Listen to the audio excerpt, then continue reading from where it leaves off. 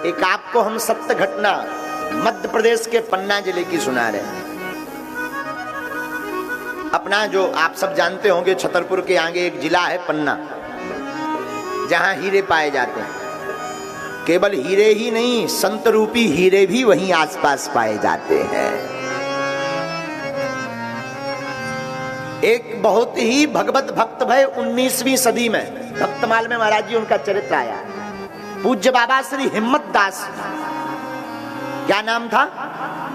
हिम्मत दास। आहा हा।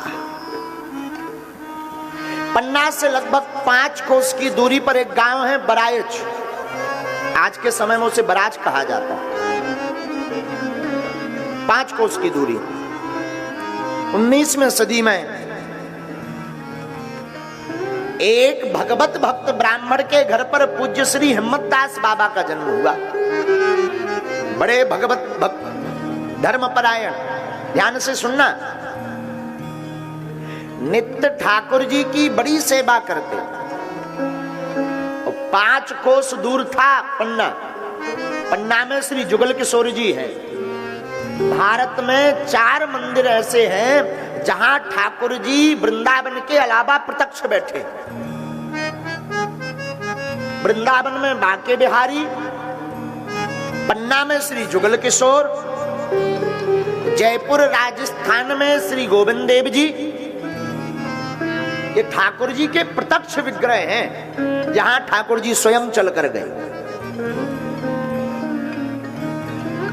उस वक्त 19वीं सदी में जब श्री हिम्मत दास बाबा जी दर्शन करने जाते थे, तब वहां पर पंडित श्री गोविंद दीक्षित जी पुजारी थे। नित्य पैदल जाते थे आप। जंगल का, आज भी जंगल है पन्ना में। घाटी अगर कोई चढ़कर गया हो, पन्ना की घाटी बहु प्रसिद्ध है। जंगल से जाना पड़ता था, लेकिन हाथ में माला, ठाकुर जी का नाम, हे गोविंद, हे गोपाल, तुम बिन कौन हमारो। हाथ में माला लेकर आंखों से झरझर आंसू बहते, झांझ लिए रहते थे। झांझ जानते हो ना, हाथों से बजाई जाती है। झांझ लेकर के बजाते हुए बढ़िया चले जाते पैदल।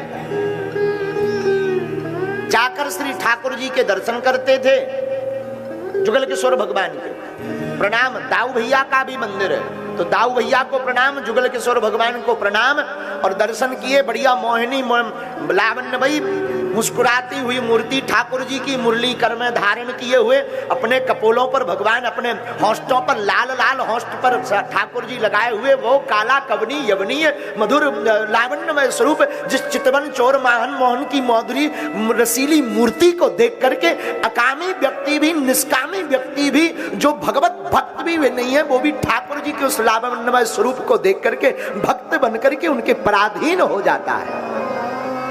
ऐसे ठाकुर जी के स्वरूप विग्रह का दर्शन करने के लिए नित्य दर्शन करते हैं। झांझ से बढ़िया पदगान गाते,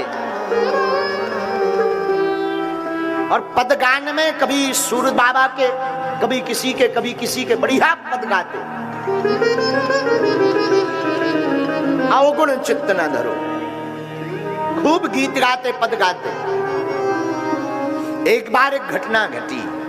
आहा हा, क्या घटना घटी? झांझ बजाते हुए कीर्तन करते जा रहे थे। जंगल का काम, दर्शन करना था श्री जुगल किशोर भगवान के।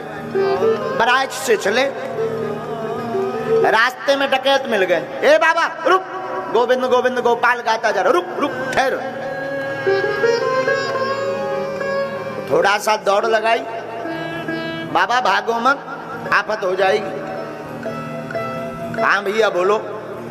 देखो भाई, हमें परेशान मत करो, हम साधु महात्मा आदमी, हमें ठाकुर जी के दर्शन करने जाना है। गृहस्थी साधु थे ये। इनकी पत्नी का नाम था श्री परमेश्वरी जी। बाबा रुको, कुछ लाओ, मटेरियल पानी जो भी हो लाओ।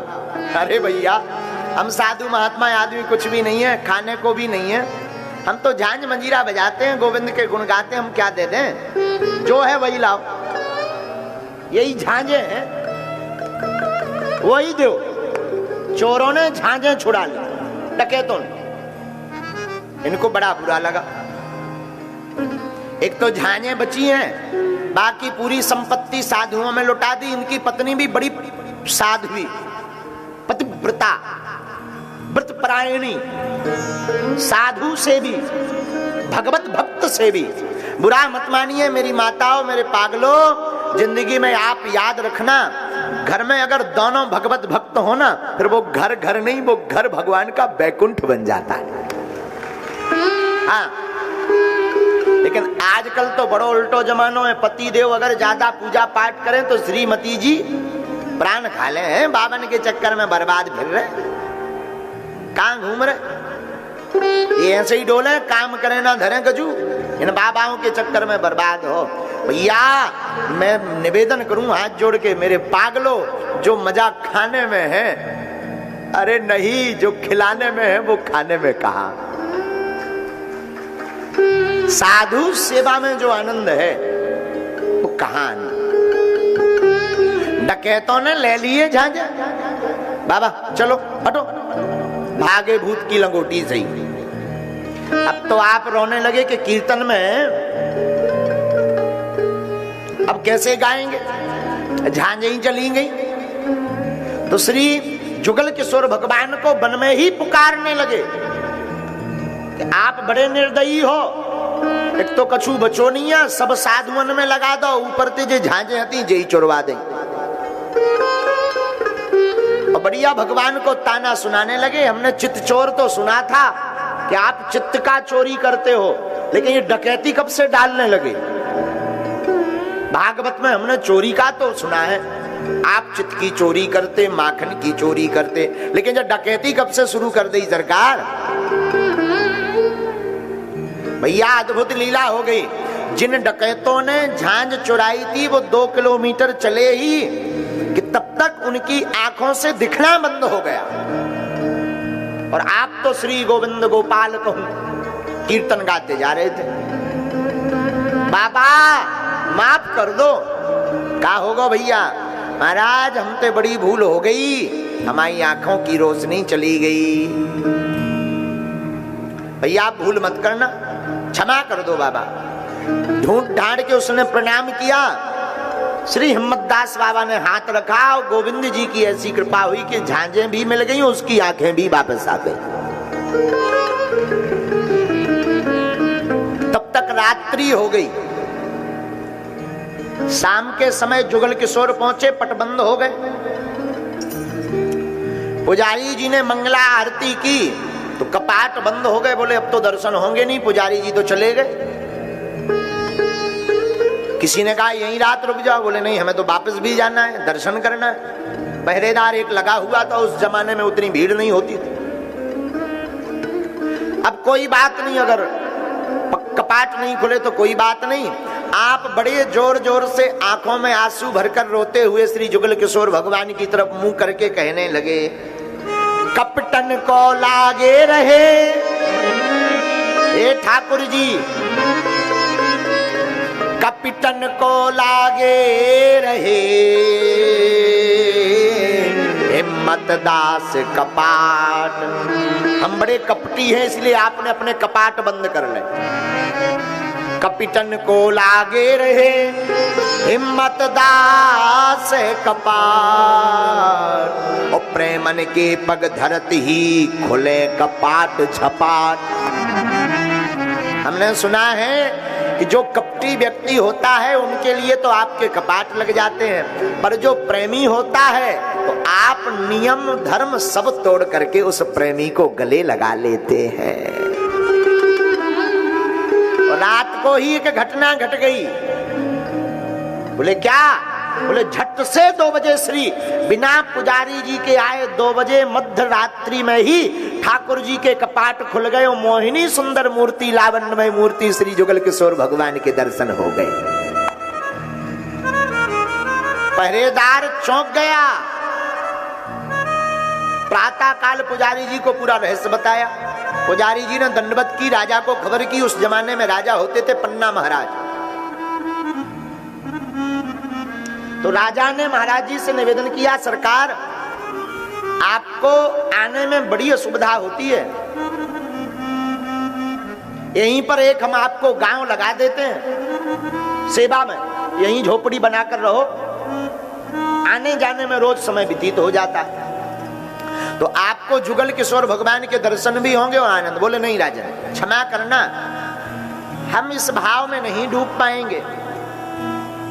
वहां पर हमारी श्रीमती जी रहती हैं, साधु सेवा चलती है, हमें जाना पड़ेगा।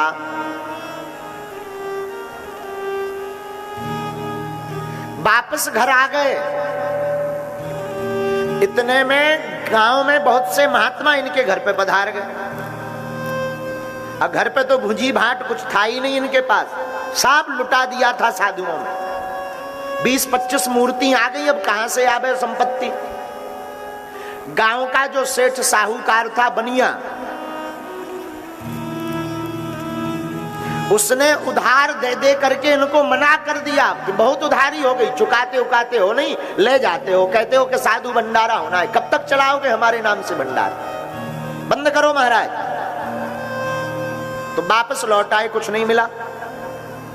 पत्नी ने कहा सरकार लगता है अब तो नाक कट जाएगी और आज साधु भूखे चले जाएंगे तो महाराज हम दोनों के लिए बड़ा अपराध हो जाएगा। आंखों में आंसू आ गए। हे जुगल किशोर भगवान, देवी जी, परमेश्वरी देवी जी, कुछ बचा है सामान बेचने को? महाराज सब आभूषण बिक गए, कपड़ा बिक गए, बर्तन बिक गए, सिर्फ साधुओं के लिए मिट्टी के बर्तन बचे हैं पवाने के लिए। तब तक नाक की नथनी याद आई। एक नथनी पहनी हुई थी उनकी पत्नी, तो अपनी नाक पर हाथ फेर करके श्री हिम्मत दास बाबा अपने पति देव से, स्वामी जी से बोली, महाराज क्षमा करना धृष्टता को, एक नथनी रह गई। अब ये भी बड़े सकोच में उसको लेना पाए कि एक ही गहना रह गया, वो बेच देंगे तो बेचारी इस पर क्या बीतेगा, कि लेवा तो पाए नहीं, सब बेच और दिया।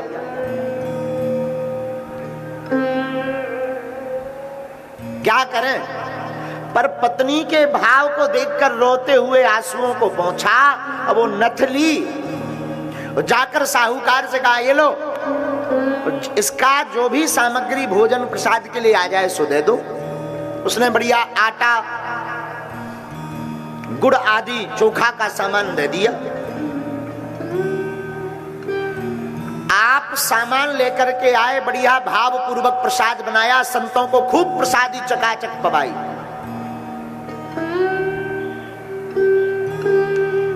जब बहुत देर हो गई, संत महात्मा पधार गए, चले गए। सोई स्नान करने के लिए नदी में गए। दूर गांव नदी थी, अब घर पर कुछ बचा नहीं, आभूषण भी नहीं बचे।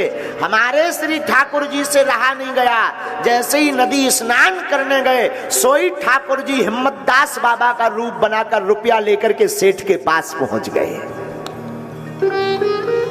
बताओ भाई तुम्हारा हिसाब किताब क्या है? बोले 250 है रुपया महाराज जी उधार। ठाकुर जी ने 350 रुपया 275 रुपया जमा किए। ये नथ कितने में रखी? 27 रुपए में। 27 रुपए ठाकुर जी ने वो जमा किए, नथ ली, वही हिम्मत दास का रूप बनाकर घर आ गए।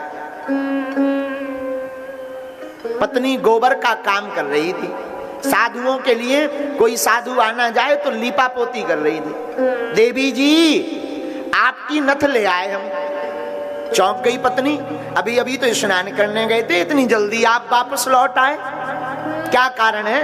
ये सब बाद में पूछ रहा। देखो हम तुम्हारी नथ ले आए। तो पत्नी ने नीचे सिर डालकर कहा वहीं रख दीजिए चबूतरे पर, बाद में पहन लूंगी। उसे क्या पता कि ये कौन है, उनके जानिए पति है। कोई प्रयत्न किया होगा तो नथ ले आए होंगे, उधार उठा लाए होंगे। तो भगवान रूपी हिम्मत दास जो रूप धारण किए थे, भगवान ने कहा नहीं नहीं नहीं, सोने को जमीन में नहीं रखते, इधर आओ ये पहनो। तो दोनों हाथों से गोबर से सनी आई। सरकार, स्वामी जी मैं तो दोनों हाथ मेरे बर्बाद हैं, अब एक काम करो आप ही पहना दो। और श्री ठाकुर जी ने अपने हाथ से वो नथ पहनाई और ठाकुर जी अंतर ध्यान हो गए। पत्नी काम में लग गई कि हो गया होगा। जब हिम्मतदास बाबा नहाकर वापस लौटे और नाक पर नथ देखी तो चौंक गए। अरे पगली, ये बता ये नथ कहां से आई वापस, कौन दे गया? तो वो बड़ी हंसती हुई बोली, सरकार आप भी बड़ा प्यारा मजाक करते हो। अभी अभी स्वामी जी आपने ही नथ पहनाई और आप ही पूछते हो कि नथ कौन लाया है। हिम्मतदास बोले, हम तो आए नहीं, हम तो स्नान करने गए थे। सेठ से पूछते हैं कौन ले गया है। तो सेठ जी के पास गए, बोले बताओ भाई वो नथ तुमने किसको बेच दी हमसे बिना पूछे। सेठ बोला, पंडित जी आप बड़ा मजाक करते हो। अभी अभी आप हमारा पूरा उधार चुका कर गए, नथ उठा कर गए और आप हमसे पूछते हो किसको बेच दी। हमने तो आपको ही वापस की। तब इनकी समझ में आया, जब हस्ताक्षर बही खाते में देखे कि साक्षात श्री जुगल किशोर भगवान के हैं। आंखों से आंसू झरझर निर्झर गिरने लगे। धन्य है ठाकुर, धन्य है गोविंद, धन्य है गोपाल, भक्तों की रक्षा के लिए हमारा रूप बनाकर चले आए। भागे भागे पत्नी के पास आए, अरे देवी तू बड़ी भाग्यवान है, जिन्हें तुम्हें दर्शन भये, जिनके हाथ से तूने नथ पहनी वो मैं नहीं। मुझे तो आज तक अकिंचन को दर्शन नहीं हो पाए, मुझ पापी को आज तक दर्शन नहीं हो पाए। वो कोई और नहीं, साक्षात श्री जुगल किशोर भगवान ही प्रकट भये थे। आहा, हम भक्तन के भक्त हमारे। ठाकुर जी कहते भैया हम भक्तों के भक्त हमारे हैं। भक्तों में भगवान नियम तोड़ देते भक्तों के लिए।